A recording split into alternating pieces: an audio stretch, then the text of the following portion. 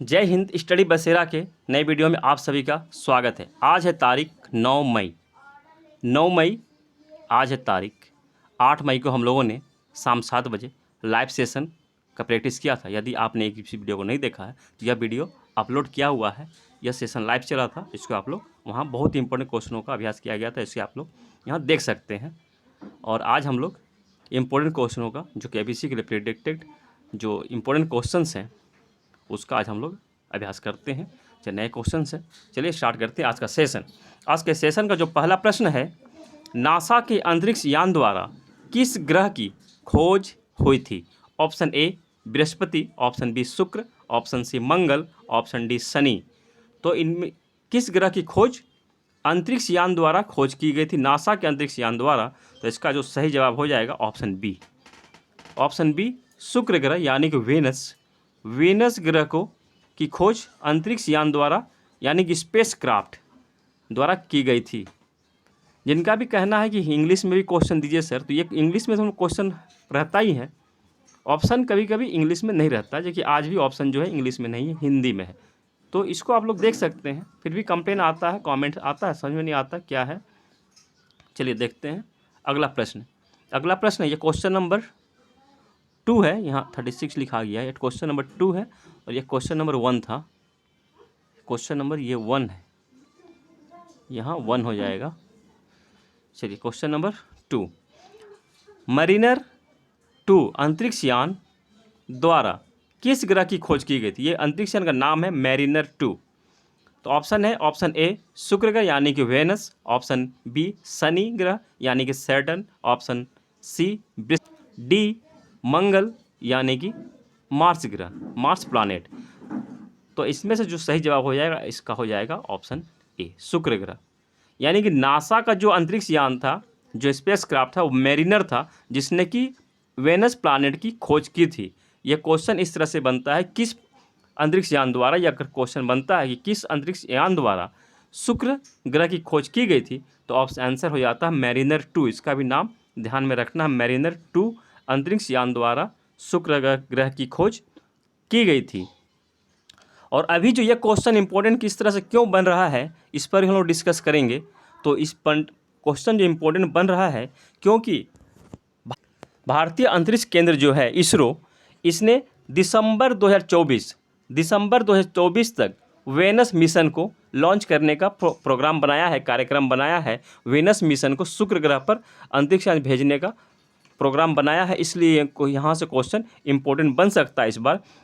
और इससे कनेक्टेड और भी क्वेश्चन हम लोग कनेक्ट कर लेते हैं। तो इसरो की स्थापना जो हुई थी 15 अगस्त 1969, 15 अगस्त 15 अगस्त 1969 में इसरो की स्थापना हुई थी। और डॉक्टर विक्रम साराभाई को भारत का अंतरिक्ष कार्यक्रम का जनक कहा जाता है। भारत में जो अंतरिक्ष कार्यक्रम हुआ था, इनके ही देखरेख में इनकी शुरुआत की गई थी विक्रम साराभाई द्वारा, इसलिए इन्हें अंतरिक्ष कार्यक्रम का जनक कहा जाता है भारत में। और भारत का जो पहला लॉन्च व्हीकल था, लॉन्च व्हीकल का नाम था SLV-3। पहला लॉन्च व्हीकल SLV-3 था, जिसे कि 18 जुलाई 1980 में सतीश धवन स्पेस सेंटर से लॉन्च किया गया था। और सतीश धवन स्पेस सेंटर कहाँ है? तो यह श्रीहरिकोटा आंध्र प्रदेश में, आंध्र प्रदेश के श्रीहरिकोटा में सतीश धवन अंतरिक्ष केंद्र है। और ये पहला है। इसका फुल फॉर्म क्या होता है? SLV का फुल फॉर्म क्या होता है? तो satellite, S for satellite, L for launch, V for vehicle.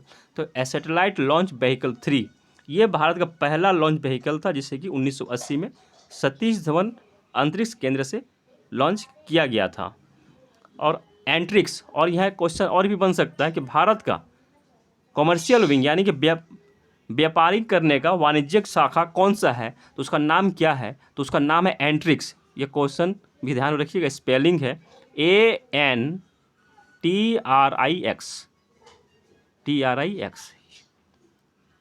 ANTRIX। Antrix ISRO का कॉमर्शियल विंग है, यानी कि वाणिज्यिक शाखा है। यह विदेश में कहीं भी बिजनेस करने के लिए इसी शाखा, यही बिजनेस करने की अनुमति इसे देती है। यह इसरो ने, भारतीय अंतरिक्ष संस्था इसरो ने दिसंबर 2024 तक दिसंबर 2024 तक वीनस मिशन को लॉन्च करने का कार्यक्रम बनाया है। वीनस मिशन को 2024 तक। चलिए देखते हैं अगला प्रश्न। अगला प्रश्न है, राज्य लोक सेवा आयोग के अध्यक्ष और सदस्यों की नियुक्ति कौन करता है? सिंपल सा क्वेश्चन है। ऑप्शन ए राष्ट्रपति, ऑप्शन बी प्रधानमंत्री, ऑप्शन सी राज्यपाल, ऑप्शन डी मुख्यमंत्री। तो इसका जो सही जवाब हो जाएगा ऑप्शन सी, राज्यपाल द्वारा राज्य की बात की जा रही है। राज्य लोक सेवा आयोग के अध्यक्ष और सदस्यों की नियुक्ति उस राज्य के राज्यपाल द्वारा की जाती है। और उसी तरह संयुक्त लोक सेवा आयोग यानी कि यूपीएससी के अध्यक्ष और सदस्यों की नियुक्ति राष्ट्रपति द्वारा की जाती है। राष्ट्रपति करते हैं यूपीएससी की। और किसी भी स्टेट की जो लोक सेवा आयोग होती है उसे उस राज्य के राज्यपाल करते हैं। चलिए देखते हैं अगला प्रश्न। इंदिरा साहनी, बहुत इंपॉर्टेंट क्वेश्चन ये। इंदिरा साहनी बनाम भारत संघ के मामले में उच्चतम न्यायालय द्वारा, सुप्रीम कोर्ट द्वारा जो डिसीजन दिया गया था वो किससे संबंधित है?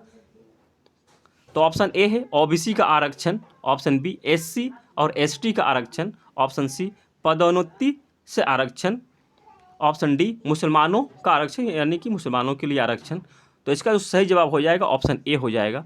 ओबीसी के लिए आरक्षण का ये संबंध है, इससे ये संबंध है, इस केस का जो संबंध है ओबीसी के आरक्षण से संबंधित है। चलिए देखते हैं अगला प्रश्न। अगला प्रश्न है, बांग्लादेश की संसद को क्या कहते हैं? ऑप्शन ए मजलिस, option B Jatiya Sangsad, option C शोरा, ऑप्शन डी राष्ट्रीय पंचायत। इसका सही जवाब हो जाएगा ऑप्शन बी, जातीय संसद कहते हैं। बांग्लादेश की जो संसद है, पार्लियामेंट है, उसे जातीय संसद कहा जाता है। जिस तरह हमारे भारत के संसद को हिंदी में संसद और इंग्लिश में पार्लियामेंट कहा जाता है, और इसी तरह इसे और यूएसए के संसद को कांग्रेस कहा जाता है, और पाकिस्तान के संसद को नेशनल असेंबली कहा जाता है। उसी तरह बांग्लादेश के संसद को जातीय संसद कहा जाता है। आशा करता हूँ आप लोगों को वीडियो पसंद आया होगा। इसी आशा और उम्मीद के साथ मिलते हैं फिर नए वीडियो में। तब तक के लिए जय हिंद, स्वस्थ रहें, मस्त रहें, धन्यवाद।